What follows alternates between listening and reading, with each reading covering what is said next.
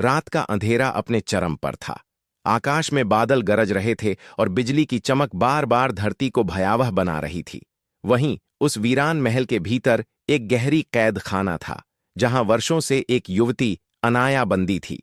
अनाया को लोगों ने गुलाम कहा था, क्योंकि दुष्ट राक्षस कालनाग ने उसकी आत्मा तक को अपनी बेड़ियों से बांध रखा था। राक्षस का अभिशाप। कालनाग कोई साधारण राक्षस नहीं था। उसकी शक्ति इतनी प्रबल थी कि पूरे नगर के लोग उसके नाम से कांपते थे। उसका श्राप यह था, जब तक गुलाम का खून मेरी तलवार को न छू ले, मैं अमर रहूंगा। इसीलिए वह अनाया को जीवित रखता था, ताकि उसकी पीड़ा से वह शक्ति पाता रहे। अनाया की प्रतिज्ञा। लेकिन अनाया गुलाम होकर भी हार मानने वाली नहीं थी।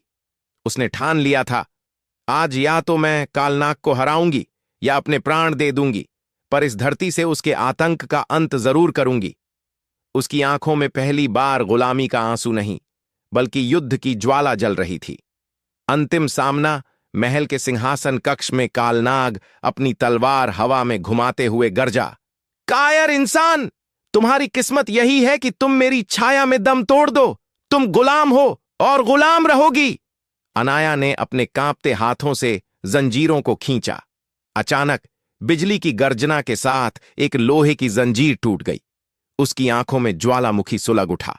वह चिल्लाई, मैं गुलाम नहीं, इस धरती की बेटी हूं, और बेटी कभी हारती नहीं। बलिदान युद्ध आरंभ हुआ। कालनाग की तलवार से चिंगारियां उड़ रही थीं। अनाया ने टूटे हुए लोहे की जंजीर को ही हथियार बना लिया। दोनों में भयंकर युद्ध छिड़ा। आखिरकार कालनाग ने वार किया और अनाया घायल होकर गिर पड़ी। राक्षस हंसते हुए बोला, देखा, गुलाम की यही औकात होती है।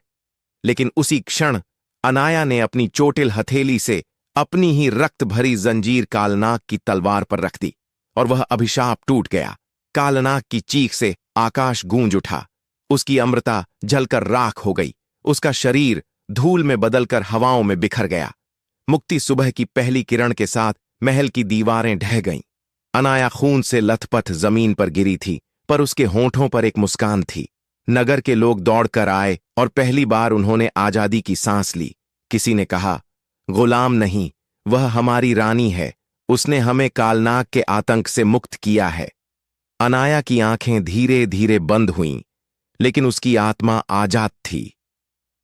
समापन संदेश। दुष्ट चाहे कितना भी शक्तिशाली क्यों न हो, पर